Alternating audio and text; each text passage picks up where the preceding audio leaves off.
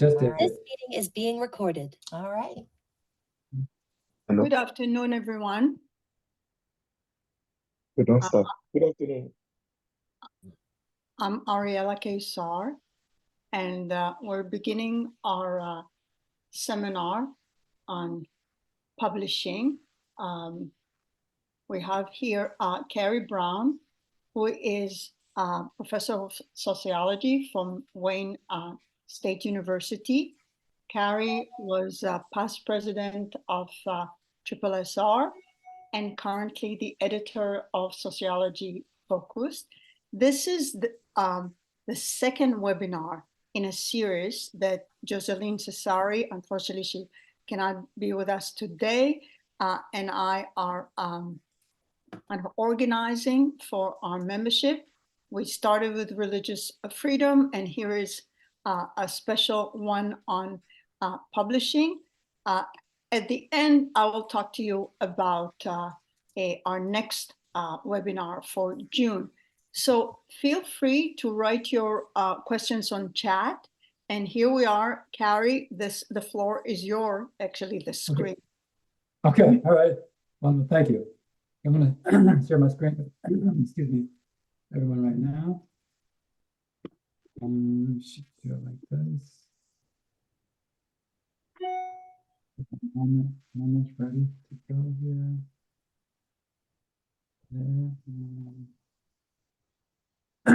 Excuse me. Okay, so today we're going to talk about how do you move your conference paper at the paper that you may present at SSR to publishing in a peer-reviewed journal, like the Journal for the Scientific Study of Religion, Review of Religious Research, or the journal that I edit, Sociological Focus.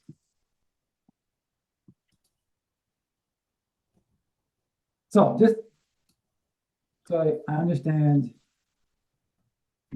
where everyone is in the process.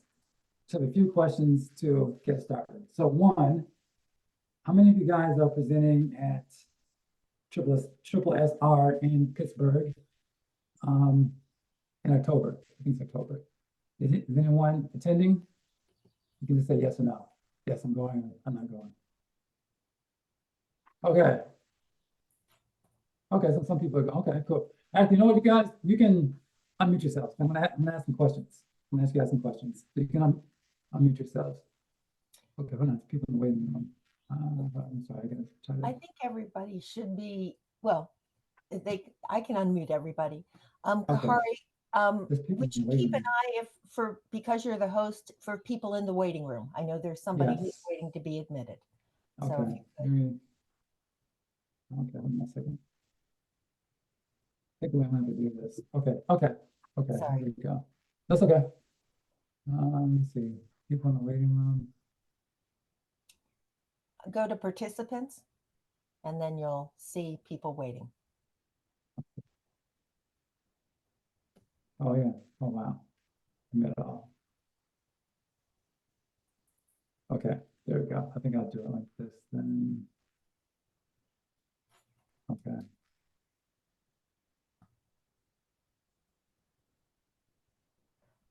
I'll admit them. I actually reclaimed the host. So Oh, you did? Okay. Go ahead. Will I be able to share my screen though, or?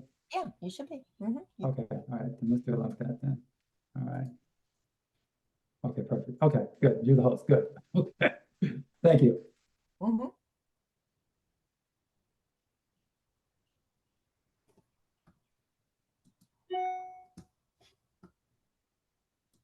So this is my question.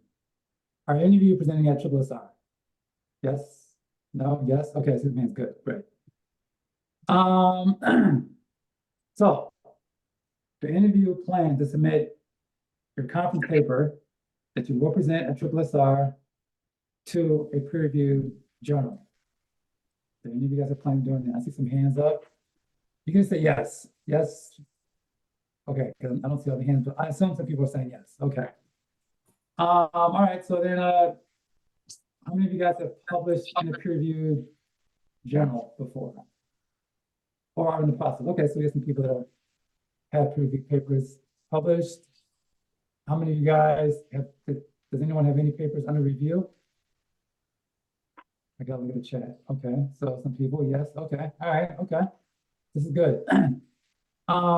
So if someone is willing to talk, my question for people that have published, just a simple question. If you published a paper, initially, did you present that paper at a conference prior to publishing? Did anybody go that route? Or did you have a paper idea and you worked on it and you did not present it at a conference before submitting? Anyone? Hi, Khari, I have. Yes, go ahead. Okay, so for you, let me just ask you that. Probably great. All right. So for you, how long after you presented at the conference did you submit your paper for publication? Almost directly after, but it took about a year since submission to get it published. Got it. Got it. And so for you, when you submitted it directly after, did you revise the conference paper at all? Or did you submit the conference paper basically as it was to the journal? No, I revised it and I include some of the audience members' comments or try to incorporate as much as possible. Perfect. Perfect. That's extremely helpful. Okay. Thank you. If anyone else would like to share their experience? Okay. Well, during this time that we have together, this hour and some change, what I want to talk about is how do you go from presenting at a conference to publishing the conference paper in a peer-reviewed journal. And I'm going to use an example to make this case. 4 years ago, Mona Adem and Denise Ambrise were graduate students at Indiana University. And while at Indiana University, they presented a paper entitled "What Makes a Citizen? Symbolic Boundaries of Legal and Cultural Membership in the United States." They presented their work at the North Central Sociological Association. And then about 3 years later, Social Forces published their work. And the question is, how did they go from presenting their paper at the North Central Sociological Association to having Social Forces publish their paper? That's the question. And I'm going to use this case as an example to attempt to answer the question of, generally, how do we do this?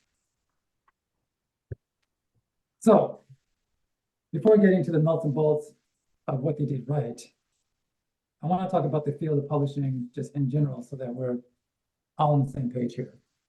So, in preparing for this discussion that we're having with one another, I attempted to look at research that looked at the relationship between presenting work at sociology conferences and ultimately publishing that work within a social science journal. I looked at sociology conferences because I'm a sociologist. But I couldn't find any research on that topic. I couldn't find any research that looked at sociology as a discipline. Most of the research is focused on the biomedical sciences.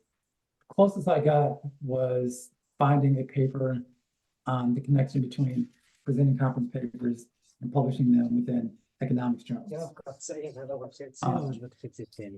Actually, if someone is, everyone can everyone please mute themselves, just so that we're talking here. Okay.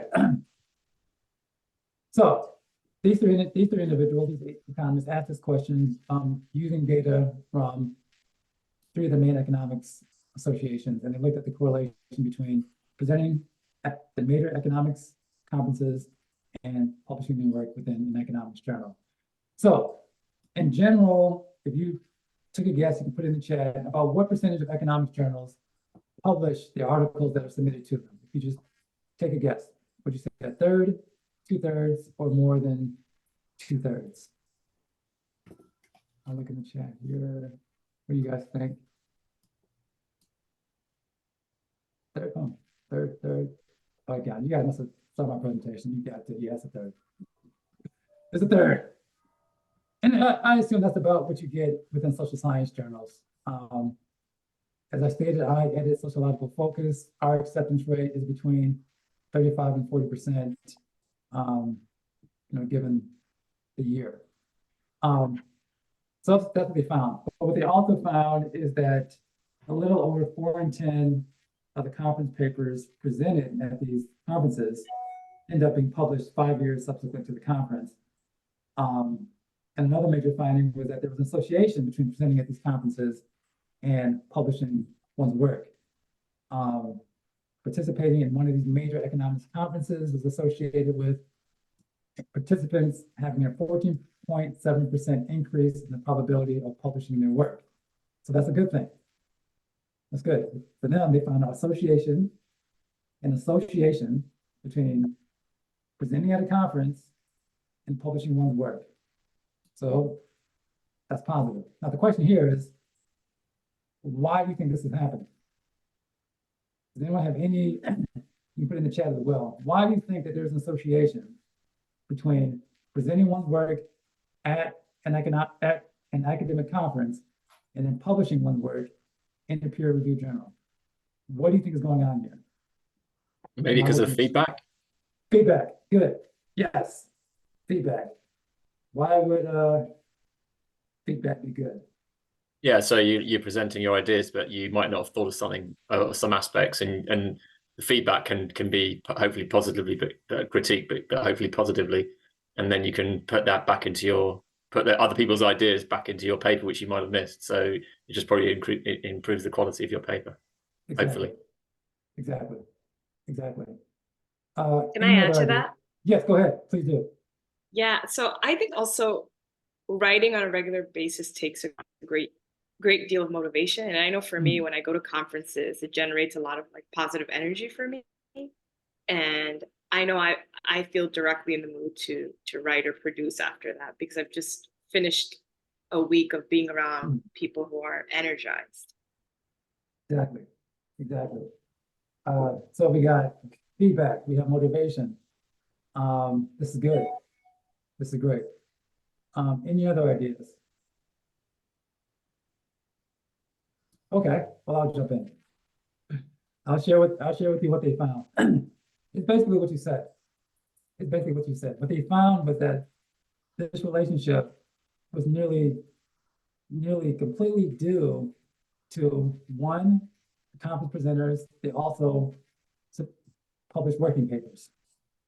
And what they found was that, yes, people that present at conferences also present on working papers, and it's going to conferences, getting feedback, writing working papers, revising them, that helps this process of actually submitting work that is likely to get published.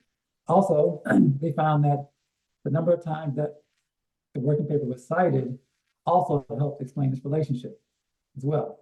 So you're writing working papers, you're getting feedback on the work that you have submitted, and the degree to which people find value in your work, it's being cited as well, which also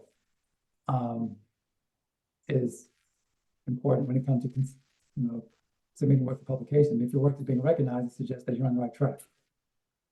Also, what they found, which kind of makes sense as well, is author productivity.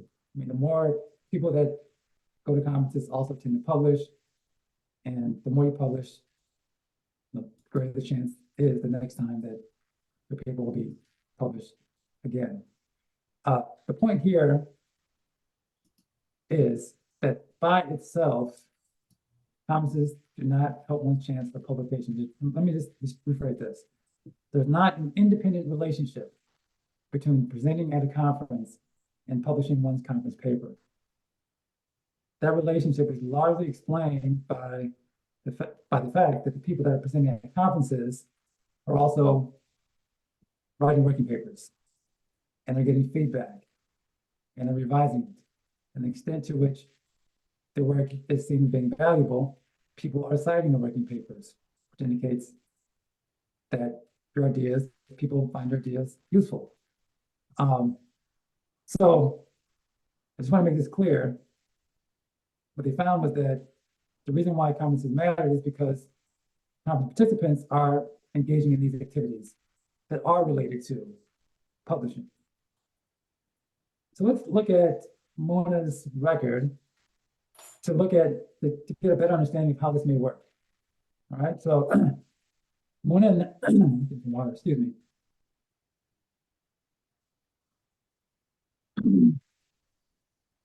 At the time, Mona was a graduate student at Indiana University. In 2020, when she presented her paper, this is the paper that she presented at North Central Sociological Association Conference. She's now an assistant professor at the University of Maryland, and a co-author is an assistant professor at Pitzer University in California.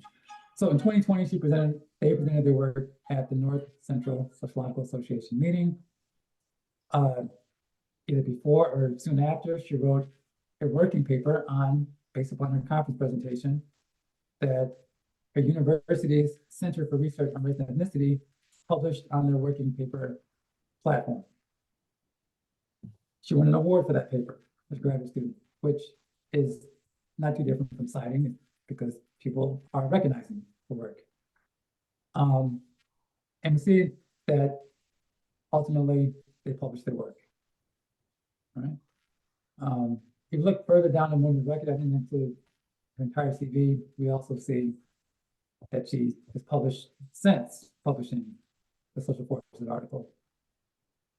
But her record pretty much is an example of all the important variables that would predict publishing in a peer-reviewed journal. And the question that we can think about together is, well, why are these things related? Why do we see correlation between both presenting at conferences and writing working papers and working papers being cited? And we also see very strong correlations between writing working papers and publishing in peer-reviewed journals. What does this signal? I mean, if you're presenting at conferences, if you're revising them, if people are citing or recognizing the value of your work, what does that signal to us about this individual scholar? And about the competencies. That's what the question, about the competencies, the ability to actually publish. I'll tell you what signals to me. That there's a relationship, right? Yes. Between the two. Yes, right. Exactly, there's a relationship. To me, when I'm, for example, okay, I've been a reviewer. I've reviewed for a lot of journals. I'm an editor journal now, and I've submitted a lot of papers for publication consideration. I've done all right. To me, it signals that this person is a serious scholar, that they are willing and they are engaged in continuously refining their work to the point that their ideas are clear and people find value in their work. That's what it signals to me. And if you're presenting at conferences, if you're meeting with people, you are sharing ideas, you are asking them to read your work, you are reading their work. That's the intellectual exchange that makes for a scholar. And if you take it seriously, if you do it correctly, it should lead to the ability of you to produce quality work, which is ultimately what will get you published. Does anyone have any questions about this? All right, well, let me show you something. This is just a screenshot of Mona's working paper that she published on the working paper platform at Indiana University's Center for Research on Race and Ethnicity in Society. Her paper that she published on this platform as a working paper is an abbreviated version of the paper that she and her co-author submitted and was published at Social Forces. I think this is something that you may want to consider. Writing working papers, you may want to consider. If your university has a platform, or department has a platform that allows you to publish abbreviated versions of papers as working papers, you may consider it, because it allows people to make comments on your paper and allows you to revise it before submitting it to a peer-reviewed journal. It's not required, but the research indicates that it may increase your chances of getting a paper published. And again, it is this idea of sharing ideas. That's what we're talking about here. And it is this your work. So has anyone heard of the Social Science Research Network? You heard? Okay. So I see some hands here. So this is a free working paper platform that you can submit your work to, and people that can cite it as well. Let me give you an example. Let me just show you something real quick. It's not gonna take long. Let me show you something.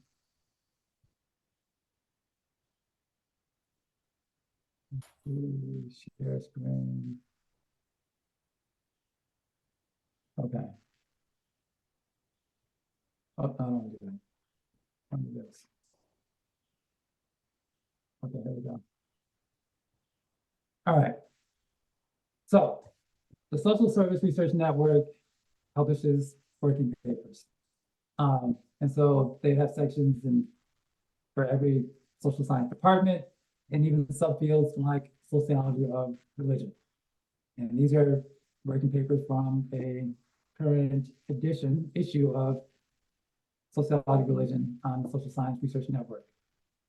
So what you may consider, you don't have to, but you may consider writing abbreviated versions of a larger paper you ultimately submit to a peer-reviewed journal. This would just get you in the practice of writing, receiving feedback, and revising. And it's free. Some people have heard of this. I've submitted here once before. I found it helpful. And if you're interested, I'll put it in the chat if people are interested.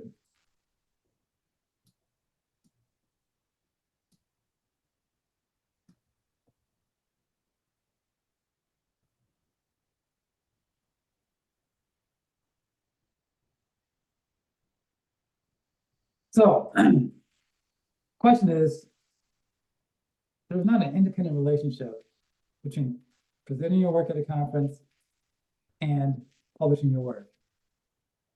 So then, we've kind of talked about it before, but why go? I'll tell you why. You can share with me in the chat if you want to, why you think it's worth attending. I think it is worth attending. You should go to SSR. It's their place. But the question is, what is the utility of it in terms of ultimately publishing your work in a peer-reviewed journal? Because when it comes to writing your vita and submitting and applying for jobs, or if you have a tenure track job, when you are going up for your tenure, you are evaluated based upon publications. That's how we are evaluated. So the question is it worth attending? I'd say it is. I think I see somebody's name in the chat here. Hold on a second. Someone in the chat here. Yes. Oh, yeah. An abridged version. Yeah, sorry. Ojo. Hopefully, I did not mispronounce your name. You asked the question. We can send an abridged version of our ongoing article. Yes. Right. It cannot be the exact same. Ojo Raphael stated, you mean we can send an abridged version of our ongoing article to this platform for their input? The key is it has to be an abridged version. It cannot be the same exact article. I would not even use the same title for the article. It has to be a condensed version of a larger article that you will submit. Does anyone have any questions about that? This is a great question, by the way. Okay. Well, if any point you have questions about anything that I'm talking about, just just yell it out, it's fine. Well, let me tell you what I think, so we've already kind of talked about this in terms of why conferences are important. One, in a word, it's networking. All right. And so, as has already been mentioned, this is an opportunity where people that are thinking like you and are interested in the same types of questions that you're interested in are all congregating in one space.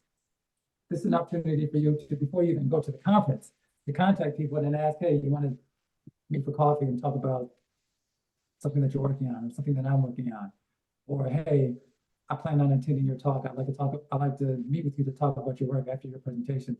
Would you mind sitting in on mine and giving me some? This is an opportunity for you to do that at the conference. It's also an opportunity, if you guys are friendly with the people that you're meeting, that people may want to write with you, which is very positive for your professional development.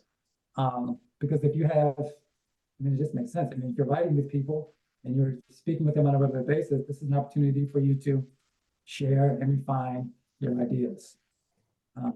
As brilliant as you all are, you might miss something that a co-author can help you think through, and they may miss something. Another thing that happens at conferences is that members of editorial boards are there.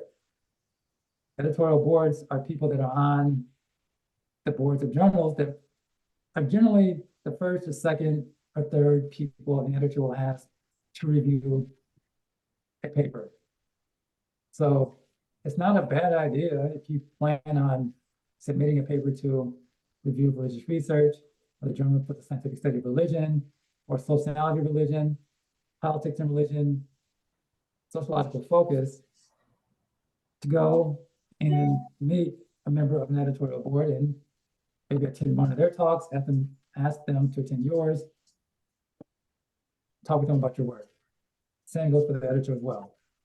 If somebody asked me that they wanted to meet me at a conference and talk about a paper idea that they have, I'd be more than willing, I'd do it. I'd say yes. Because I, as an editor, and all editors are looking for quality work. So the extent to which I can meet people that are asking interesting ideas, I want to talk with them. Or asking interesting questions, I want to talk with them, which I've done in the past. The bottom line is that the conferences should help you build professional relationships that should help you write a quality paper. So it's not enough just to go. You have to go and network and meet people and form professional relationships and maintain these relationships so that you have people that you can share ideas with, share papers with. That's the goal. That's what I did. That's what I do at conferences. I've attended SSR, the Society for the Scientific Study of Religion, off and on for 18 years. And I think past 15 years, past 15 years, I've gone to every conference. That's where I go. I go to this conference. And attending this conference, I've met a lot of great people, just nice people in general, but also people that have helped advance my career. But 5 years ago, Bashir emailed me before the SSR conference and asked me if I wanted to meet with him to talk about the project the Pew Research Center was launching. And the project was on religion among African Americans. They were contemplating creating a survey that assessed religion among African Americans in 2020. So this was 5 years ago. Yeah. But he contacted me because he had seen me present before. He had read something I had published before. And as a result of that, we talked. He invited me to be a consultant on the project. I got early access to the data, and I'm using the data right now for work that I'm working on. The same thing with Craig, the same thing with Mark. I met them at SSR. They read papers of mine that I've ultimately published and vice versa. They've shared data with me that I use to write articles and books, vice versa. This happens because I attended the conference. I was intentional about wanting to meet them. before I attended, and it's a mutually beneficial relationship for all of us. At the end of the day, it helps me write quality papers, but it can help if you are identifying people that have similar interests so that you become professional colleagues with them, you can maintain professional relationships. And in doing so, you can become friendly with one another so that you are willing to share data and information that you have about grants, or if a journal has a special call for papers, they share this information with you, which is what I do for my friends. So how do you do it? At the end of the day, still, it does come down to writing a quality paper. That's what you have to do. Forming professional relationships with people with similar interests can help. Revising your work can help. It should lead you to writing a quality paper. That is the goal. That is the goal. So Mona Adem and Denise Ambries, they wrote a quality paper. I did not review their paper for social forces, but if I had, I would have said, yes, accept this paper. This is a quality paper. And there are a number of reasons for me why I felt like this was a quality paper. One, early on, they tell me what they're doing. Early on, they say that they're looking at conditions under which Americans recognize immigrants as citizens and as authentic Americans. That's their purpose. That's what they're examining. And then they tell me why I should care about it. I mean, to me, the topic is interesting enough as it is, but they didn't leave it at that. They found some very interesting findings. They didn't leave it at that. They made a case to tell us why this research matters. They made a case to tell us about what are the social and political implications of this work. And for them, they make a case that this paper has a lot to do with our ideals about citizenship, which has implications for our ideals about what does it mean to live in it has a lot to do with ideas about citizenship and who is worthy of the services and benefits that come with citizenship in this country.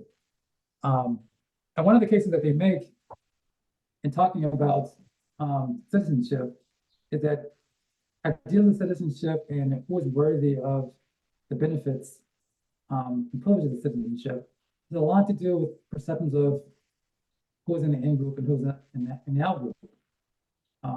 Because there could be, when there are considerations for public policy that may benefit the entire nation, like universal health care, or the government regulating corporations so that they don't pollute air and water, or about improving the minimum wage. These type of policies may benefit the nation as a whole. But if segments of the population believe that pursuing this path, it will benefit some groups to the detriment of others, particularly my group, I won't support it. And so the question that they're asking is, when it comes to considerations about, what does it mean to be, in this case, American? It also has implications for what does it mean in terms of who is worthy of the benefits and privileges of being American. And for them to make this case, to me, they make it very clear and easy to follow the argument that this has a lot to do with racial group interest and threat. I mean, if you think that immigrants pose a threat to your group, not using an individual, but to your racial and ethnic group, then you may oppose policy that may help the collective but hurt your group. Oh, sorry, somebody is not muted. If you could mute yourself, please, that'd be great. So the argument is that, ideals about who is worthy of citizenship and who is an authentic American has a lot to do with perceptions of interest and threat. If you believe that the immigrant groups are going to your group is going to have to pay higher taxes, or your group is going to have to be subjected to schools that have fewer resources because they're spending more resources on groups that you believe don't deserve these additional resources in terms of teachers and social workers and things of that nature, then Americans may have more intolerant perception of these outgroups. So for me, the theory, the political implications, and the purpose are very straightforward. And they're presented in a very streamlined fashion. And they use a data source that I felt, was adequate to test their hypotheses. And they ask research questions that flow from their theory and the social and political implications of their questions. So one, which demographic characteristics are most salient in evaluating citizenship and Americanness? And two, do white US-born Americans hold distinct views towards citizenship? As a reviewer, I would say that these questions, to me, are aligned with the theoretical argument. They're making a case that racial group interest and threat has implications for perceptions of which immigrant groups are worthy of citizenship and which immigrant groups are authentic Americans. So the idea that demographics would have in evaluating these characteristics makes sense. The idea that non-Hispanic white Americans, the dominant group in this country, would have very different ideals about who's worthy of citizenship and who's an authentic American would be distinct from minority groups also makes sense, given that you're arguing about racial group threat, that outsiders would potentially weaken the status of their group. So given the theoretical argument, the data that they're using, and the question that they're asking, their findings were not surprising. By surprising, I mean they didn't catch me off guard. I did not ask myself, why are you running these analyses? And how do you explain these findings? The findings made sense because they are based upon the theoretical argument. I mean, the question that they asked, the analysis that they ran are aligned with the theoretical argument. So they find Americans are more likely to perceive immigrants as deserving citizenship and as American if they have documented status and are English proficient.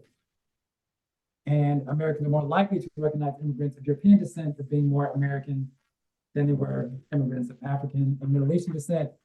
And as an example of that, you can see this in one of their figures that I presented for you. As you can see, they found that the respondents were more likely to perceive Canadian and Germans as authentic Americans relative to individuals of groups from African and Hispanic and Middle Eastern origin, as we can see here. What they also found was that the degree to which immigrants were proficient in English and were documented, these characteristics mattered more to white evaluation of the degree to which they should be eligible for citizenship and were authentic Americans than was the case for African Americans and Hispanics. So this racial group threat argument seemed to be more salient for non-Hispanic whites than it was for African Americans and Hispanics. Again, it makes sense given their theoretical argument. So for me, I understand why social forces publish their work. And I just want to go over just three key elements that were present in the paper that I thought made it easy to review and allowed it to stand out. One, they didn't try to do too much. They had one argument in mind and they pursued it from the beginning to the end. They wrote one paper, not multiple papers. They wrote one paper on what conditions are associated with perception of immigrants being authentic Americans and believing that they should be eligible for citizenship. That's what they talked about. They also explained why the reviewers should care. And my perception is that they did the research in identifying a journal that published work like their own. So my suggestion, if we're following along with this example, is write one paper at a time. Don't write more than one paper at a time. So they make a single argument. Again, the racial group interest and threat likely informs assessments of immigrants' Americanness and worthiness of citizenship. And I think because they made this very clear and coherent argument about the relationship between race, nation of origin, and the degree to which people felt like migrants were Americans, authentic Americans, it didn't confuse anybody. It's very easy to follow. And because the theoretical argument was easy to follow, when I was looking at the hypothesis that they tested, it made sense to me. I didn't find myself asking, why did you run these analyses as opposed to these analyses? And I didn't find myself asking the questions, I don't quite understand how you're interpreting your findings because it doesn't relate back to your hypothesis or theory. I didn't ask myself that question because it was very clearly laid out from the introduction to the literature review to coming back to the theoretical argument in the discussion and conclusion section of their paper.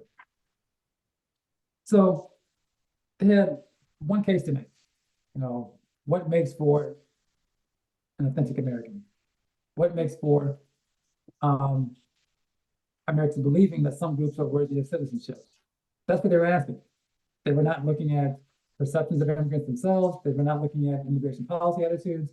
They're not looking at perceptions of immigrant rights movements. If they did all that, they may have lost the reviewers. They would have lost me. Because I would have said, what is all this? These are 3 or 4 different papers that you're trying to write here. And when that happens, and it happens, it's not uncommon for this to happen, for authors to put all of their interesting findings, all their significant findings in one paper, even though theoretically they don't hang, even though the variables that they're presenting are really telling different stories. So if you're writing a paper on who deserves to be an immigrant, that's not the same story of why someone would want to support or oppose immigrant rights movement. So when you try to do too much, you run the risk of losing reviewers. You run the risk of losing reviewers early on in the paper when you're trying to present a theory that encapsulates all these distinctive ideas. You run the risk of losing reviewers when you are stating hypotheses that seem to be too distinct from one another. And when you're doing this, you allow reviewers an opportunity to poke holes in your argument, which is not what you want. They may start, making comments about your analysis on the immigrant rights movement, when really that for you is a secondary thought. Your main concern is this idea of, who is an authentic American, but the reviewers are caught up on your analysis that you ran for the immigrant rights movement, and they won't let it go, and they reject your paper for that purpose. You don't want that to happen. You want to tell one story, a coherent story, and you want to have an hypotheses that allow you to test the question that you're asking, and you want to have data that allow you to do so as well. So one paper at a time. You also want to tell people you also want to tell the reviewer why they should care about your work. Mona and Denise do this early in their paper, and I think they make a very clear case for why the reviewers, and even people beyond the reviewers, should care about the work. And what they do early on is appeal to the reviewers' sense of civic ideals. Because for them, the paper is about citizenship and who is in and who is deserving of citizenship and who is not deserving of citizenship. And what are the implications of that in terms of who is worthy of the resources and privileges of this country. So they say early on in the paper, citizenship is a concept enacted not only by the application of institutionalized policies, but also by ordinary citizens using tacit understandings of who belongs and who does not. These views in turn can shape who gets access to services, benefits, and privileges attached to citizenship. So to me, that mattered. To me, I was already interested in their topic, but when they make this case about that their paper has broad implications about what is it, who is worthy of this ideal of being American, it brought me into the paper and made me very interested in how they're going to pursue this question. This is important because, as strange as it may seem, we're not perfect. Our papers are not perfect. There are going to be limitations in our paper, in our work. It's unavoidable because we're human. But if the reviewers care about your topic, And if the editor cares about their topic, they will be invested in publishing your paper. They will be invested in providing you with comments that will help you build your paper. That's what you want. And I've had papers sent to me that the reviewers were on the fence on. But I thought it had, very important social or cultural implications, and I worked with the author to address the concerns that the reviewers had. There's one paper in particular where an author was looking at the lack of health clinics in rural Tanzania, and she had too many analyses in her paper and was muddying the argument that she was trying to make, and the reviewers were concerned about it. I thought this was a paper that needed to be published because I thought it had very important public health implications. And so I worked with the author to address the concerns so that the reviewers would be willing to review it again and to give her another chance, which they did, and ultimately I published it. But I was willing to do that because I cared about the topic. You also want to identify the right journal for your work. You don't want to arbitrarily just send your papers to journals. That's what I do. I suggest that you guys do the same thing. Early on in my career, I was obviously looking, when I'm working on my paper, I'm doing literature reviews, I'm seeing where I'm seeing where papers on my topic are being published, and for me, they're being published in Review of Religious Research, the Journal for the Scientific Study of Religion, and Politics and Religion. So what I did is I looked at, okay, what conferences host these journals, and are the editors attending those conferences? They were. I went, and before I went, I asked if I could meet with them to talk with them about my work. And I met with all of them, and I explained to them, what I was trying to do. And we had very good conversations. And with that, it did lead to me rethinking some of the questions that I was asking and how I was going to organize my ideas, my paper. And ultimately, it did lead to me getting my papers published in these journals. And then once I did get my papers published in these journals, I continued to meet with editors, and I sat in on their talk when they presented. I asked them to sit on my talks, and I attempted, and I did build a relationship with the editors of these journals, because what I wanted to do was to connect my work with me, because I do work on religion and race and social justice. I use survey data, and I want them to know that when I'm submitting this work, even if there are flaws in it, there are going to be flaws, I can fix it. And you want editors to give you that chance. If there are editors that will give you a chance to revise your work, you want to stick with that person. So as opposed to arbitrarily sending your work out to journals that may not be a good fit for your work. So it doesn't take a lot of time, but it is worth looking at, who's publishing work in their topic, who are the editors, who are the editorial boards. It's worth trying to meet some of these people and talk with them about your work. It's not a bad idea. Related to this, don't isolate yourself from academic associations whose journal publishes your work. So I am a member of SSR. Before I was the president of SSR, I was on committees I was on a SSR committee. That is good because you're on committees with other scholars and graduate students that, again, share some of their interests with you, and again, may end up reviewing your work as well. So it's not a good idea to do the opposite. Spend all your time volunteering for an association whose journals won't publish your work. Because at the end of the day, you are evaluated. Your worth is based upon your productivity. And productivity is measured by journals published. So you want to put yourself in the best position to develop professional relationships with people that will review your work and that you can become friends with these people as well. Because if you're becoming friendly with these people, they'll volunteer their time to read your work and give you helpful comments as well. This can happen at associations that publish your work or will likely publish your work. So Karen or somebody asks you to volunteer for a committee, not a bad idea. Give it to consider it. Not a bad idea.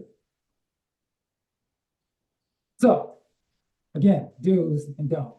Do write one paper at a time. Don't write more than one paper at a time. In your work, explain why reviewers should care about your topic. Don't assume they should care. And 3, identify a journal that publishes work in your topic as opposed to arbitrarily selecting your journal. Journals take up to 2 or 3 months to review it. From the time you submit your work to the time it comes back, 3 months is, that's probably a liberal estimate. It's probably 3 to 3.5 months. That's a long time to wait. So you want to be selective in terms of where you submit your work.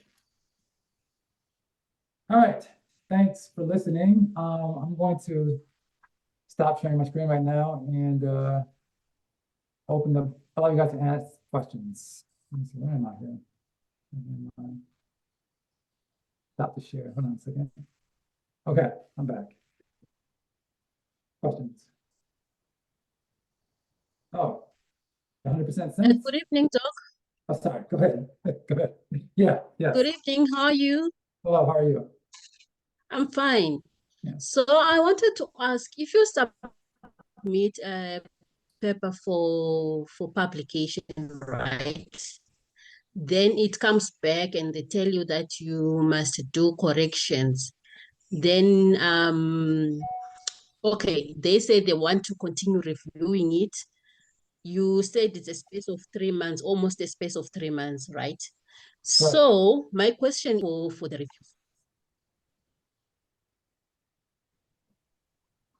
I didn't hear the question. Sorry, I was asking, is it okay to start on another paper whilst you are waiting for reviews? Like you are saying, it takes longer for the reviewers to give you comments and everything. I did that thing and my paper, I think it took something like 4 months when it came back. So during that period, can I start on working on another paper? Thank you. Yes, that's a good question. Did you guys hear the question? Did you guys hear it? Okay, so basically the question, thank you for the question, Juliet. The question is, while you're waiting to receive comments when waiting to hear comments from a journal, is it okay to submit another paper to another journal? Yes, you should. You should. While you're waiting to hear feedback from a journal, you should be working on the next paper, another paper that you will submit to another journal. Because yes, it takes roughly 3 months to hear feedback. So if you submit a paper to Sociological Focus, my journal, and you submit it May, I get it back to you June, July, August. As soon as you submit, I would work on the next paper. Start working on the next paper. Don't wait to do feedback. No, you don't want to send the paper under review to another journal. Don't do that. That is very much frowned upon. But to remain productive, you should always be writing. Have you guys seen Glengarry, Glenn Ross? Have you ever heard of that movie? Glengarry, Glenn Ross? No one has seen that movie, Glengarry, Glenn Ross? Alec Baldwin has, it's a opening scene, and these salesmen are not selling property. They have a hard time selling property. And the opening scene is that Alec Baldwin comes in and he says, basically, if you don't start selling property, we're going to fire you. And they're complaining it goes too hard. And he says, basically, I don't care. Bottom line is always be closing. So for us, when you are up for review, they want to see productivity. They want to see publication. So when you submit an article for publication, start on the next one. Yeah. Okay. Another question. Go ahead. I see Warren. Go ahead. Hey, Dr. Brown, Yes. this was very informative, very helpful. Thank you. May I Sure. just make the observation? I focused more on book publications. I've co-authored, I'm working on book number 35. Oh, And the next step after publishing a paper is often, how do I work this into a book?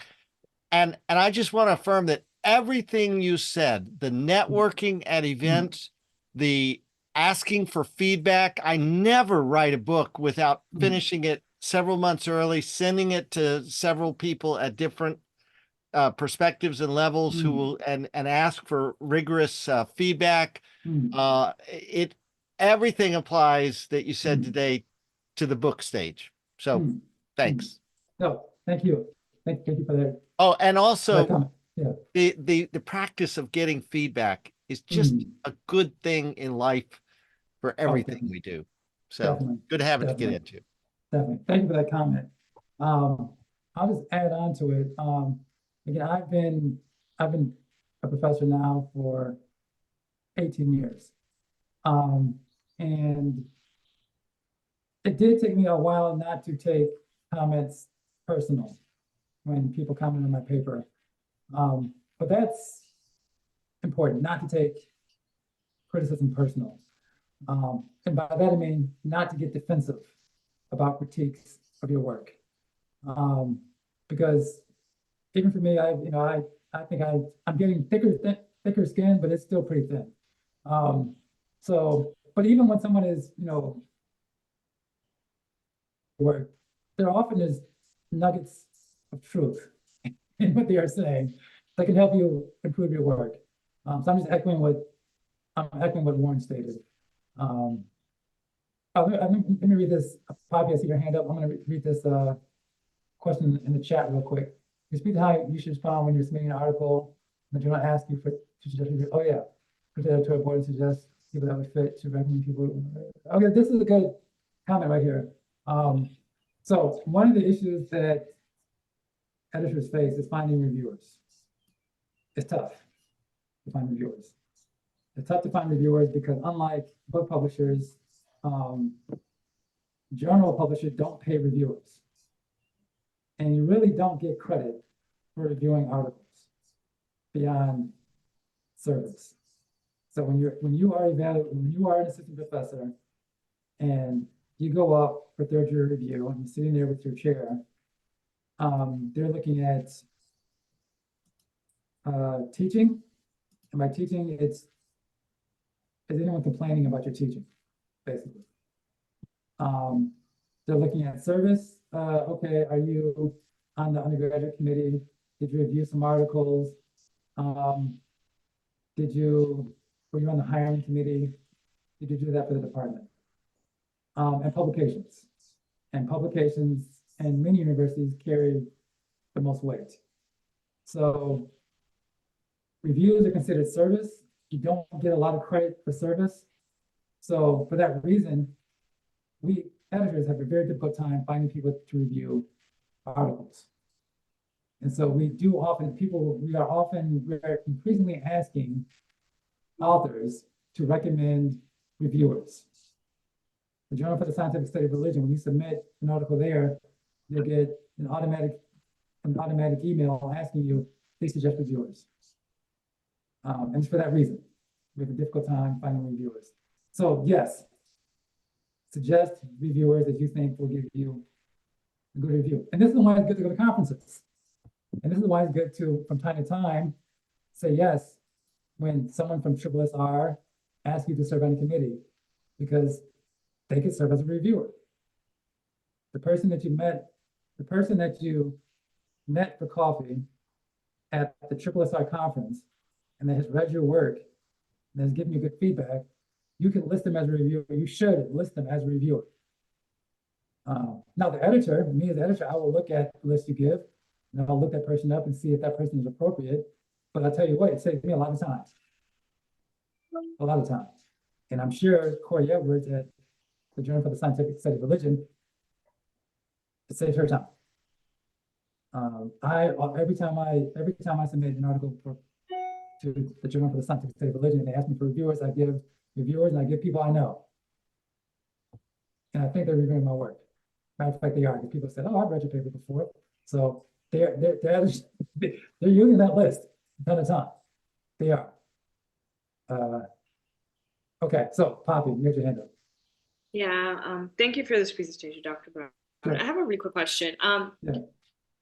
You know, I do research on a very specific group of Muslims and Hindus, and sometimes I find that the journals that I submit to, the feedback that they give me, I sometimes think they're not really on point or haven't really understood the context of the paper. And because there's not enough people in the field that do similar work, it's difficult to find a good match, I think, for reviewers.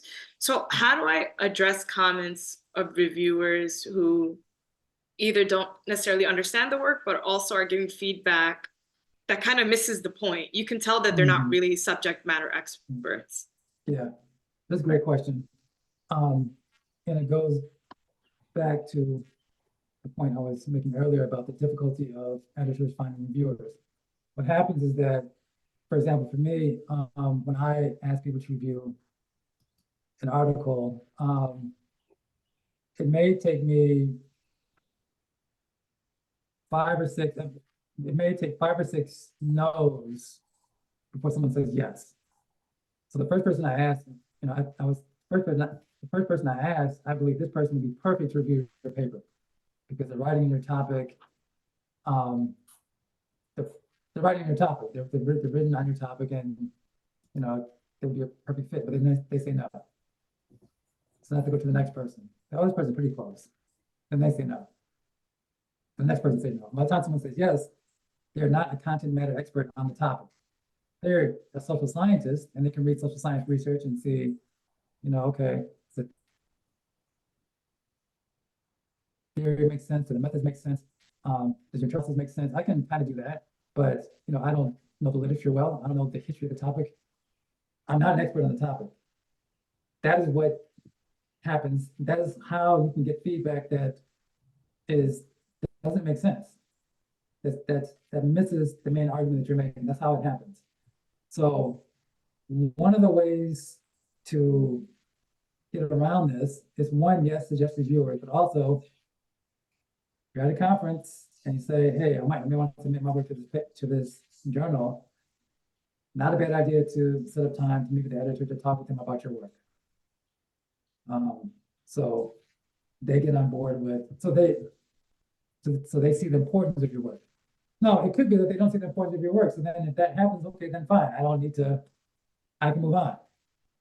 I don't need to submit here, wait for 3 months to get feedback that may not be helpful, you know? So I would say, the word I hear a lot these days is intentional, about where you submit. Make a schedule, and even before, now we're all on Zoom, you can have a Zoom meeting with an editor. I do that. And ask them, what do you think? Do you think it's even worth my while to submit this paper to you? This is what I'm talking about. Do you think it's a good fit? I'll do that. So at the end, the worst that can happen is that they'll say no. You know, so. Thank you. Sure.